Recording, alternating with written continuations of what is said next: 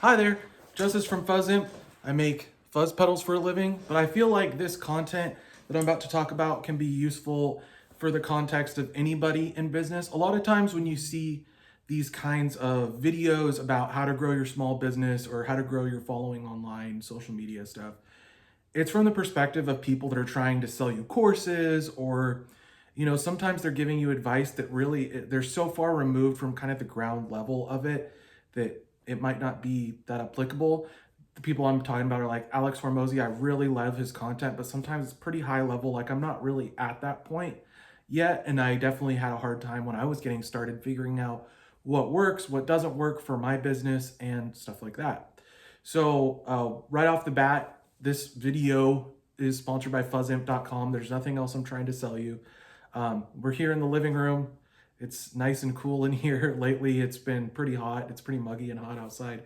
Uh, and I make guitar pedals for a living. I've been full-time guitar pedals since April, or actually technically March of 2021. So during COVID, started the business, learned how to build the guitar pedals, learned how to work with engineers to design the PCBs, learned about schematics. I learned all of it from scratch. Like I knew nothing about pedals in December of 2020, which is when I built my first kit and decided to pursue this as a career.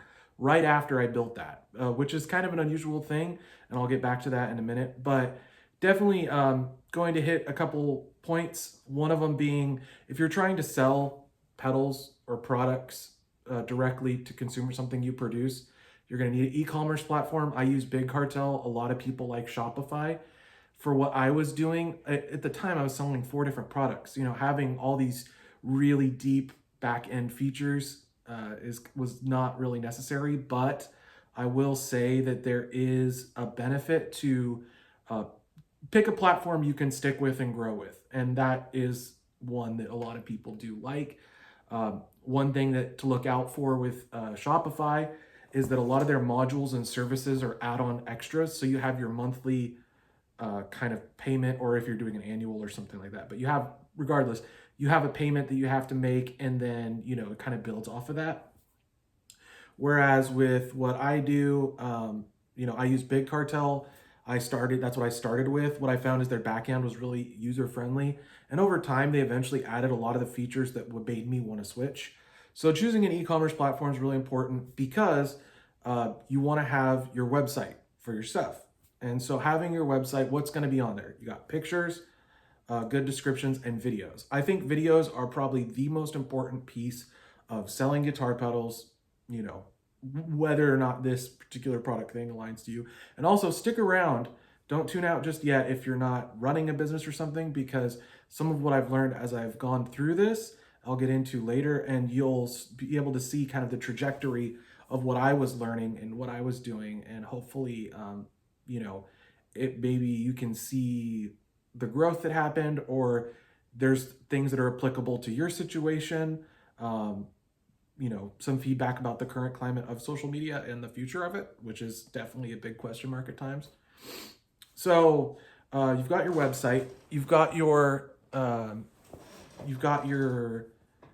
products, and so you have your videos and your descriptions. And I definitely, even if you're going to sell pedals as a small builder or a small company, you can do things really simply. I've been using iPhones for a long time.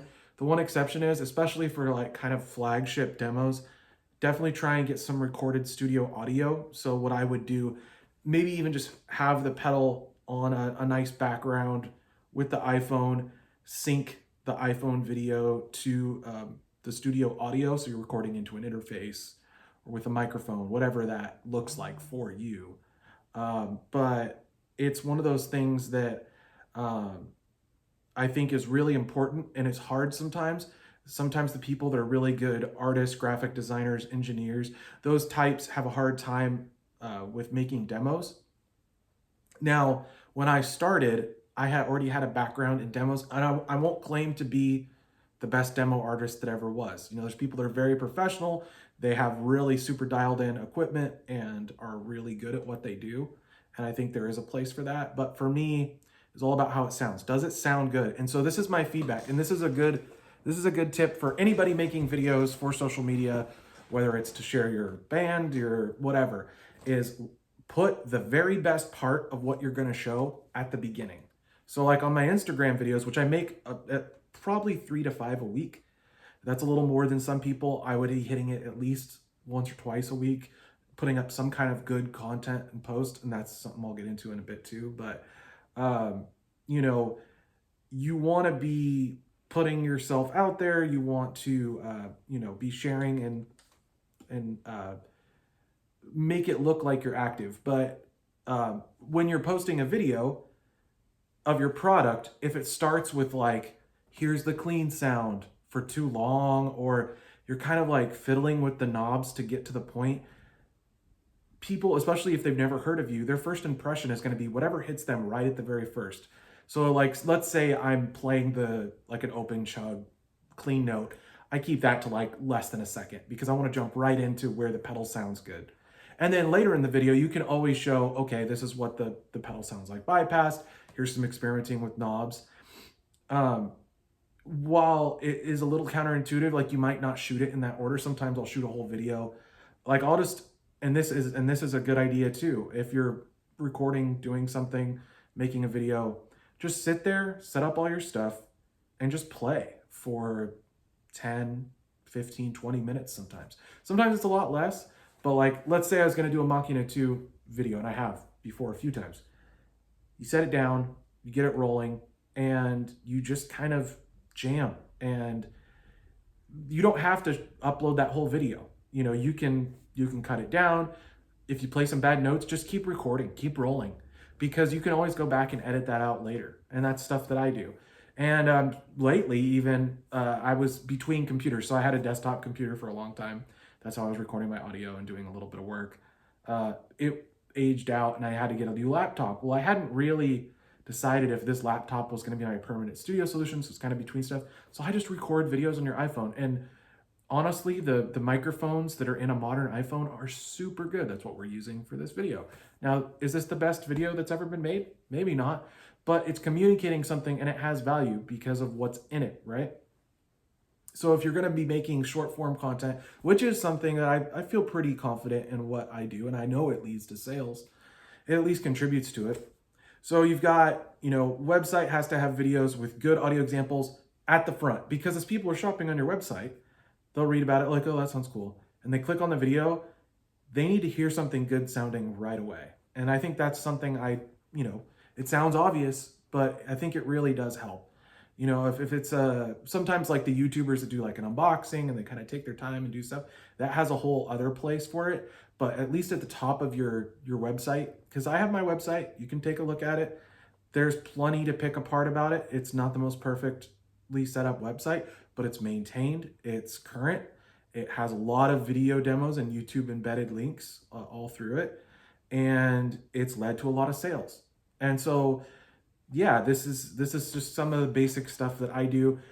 So one of the things right now is people that are starting to really promote their brand, like from scratch, from the ground up. They're asking like, okay, where do you start? So first thing, I'd get an Instagram page and a Facebook page. You can actually just update from the Instagram page. I know a lot of people don't like Meta, but realistically for gear, the audience still primarily uses Instagram and Facebook. Now, TikTok has taken off, but the thing about TikTok, especially in the gear space, is it's really good for playthroughs and kind of grabby videos. Like I upload all the videos that I make, I'll upload to all the platforms. So, and this is the other plus side. So the reason I'm so centric on Instagram, it's my biggest social media following, and it's brought me the most sales that I can point to directly, right? So that's where I would start. Get some good pictures, get some good clips, and think ahead. So like if you're thinking, okay, I'm gonna make a bunch of content, take a bunch of good pictures, take a few videos, and you don't have to post them all right away. I usually do, but you could bank a little bit so that you're continuously updating. So as people follow you, they know you're still around, you're top of mind. And I post to the stories a lot. I think the stories are really important. Now, you know, a lot of people have a lot of different ways that they do stuff, but you know, for me, it's been a crucial piece of marketing, and it's free. So that's the thing about Facebook and Instagram, at least at the beginning, is it is free to post, right? They don't charge you. Now, there is paid and boosted marketing, which I think is important. You have to be a little bit careful. You can really overspend and get in over your head. So that's something I did.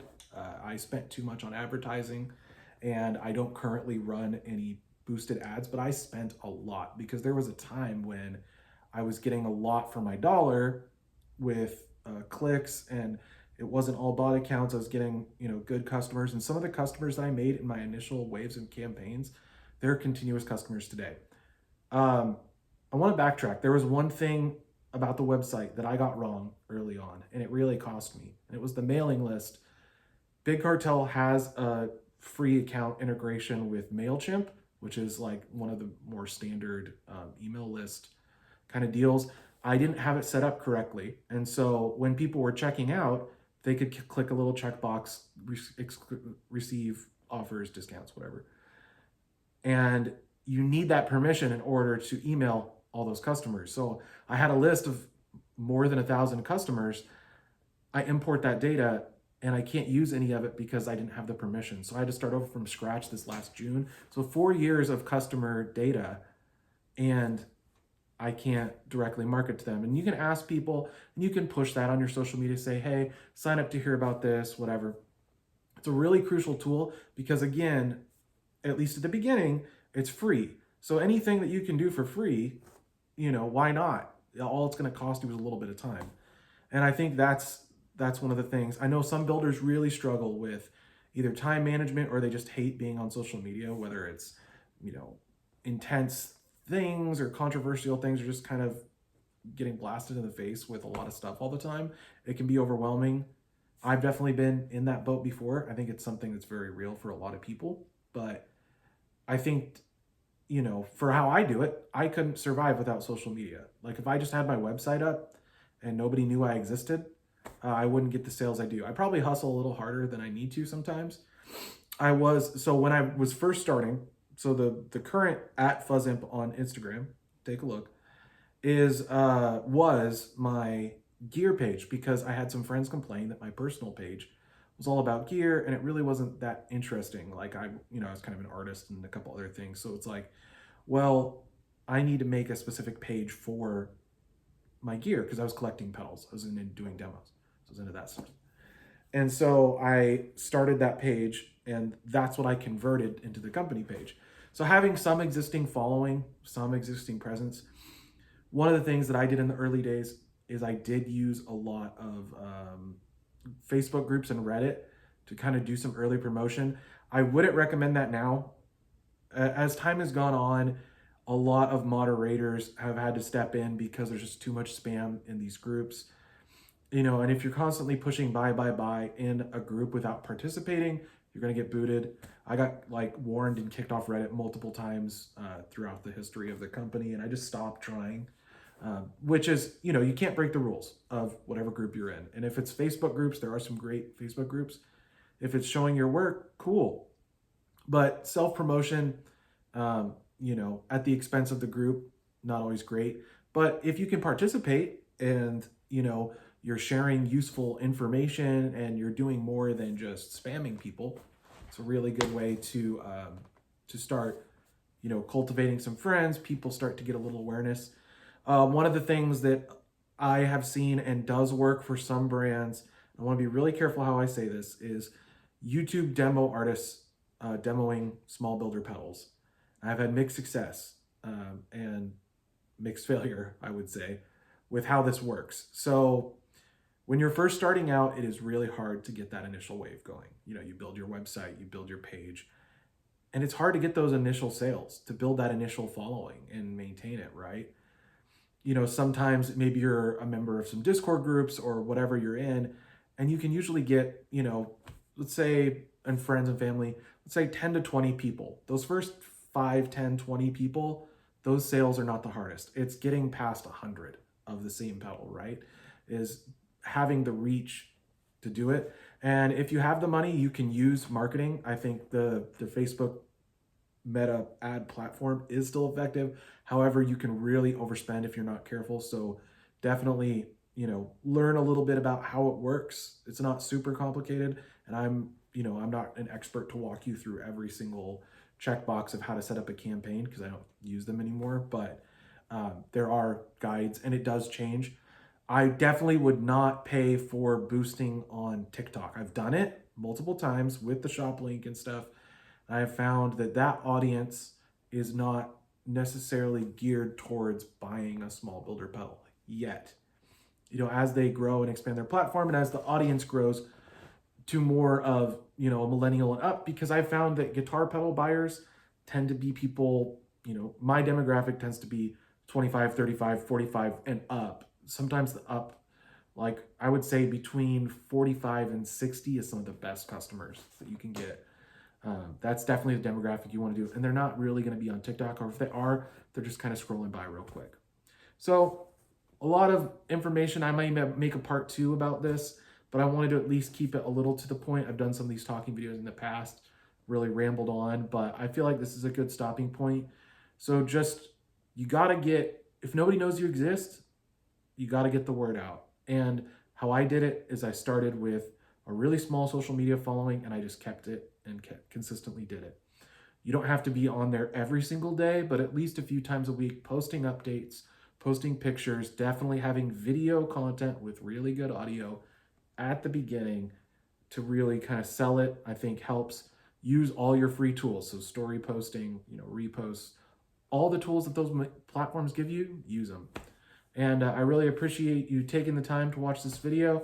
Drop a comment down below if you want me to kind of get deeper on any aspect of that, or if you enjoyed the video, you know. And I'm still learning all these things as I go, and I'm still pretty close to the beginning. Some people aren't, and I hope this was helpful to you, and I hope you have a really good day. We'll talk to you later.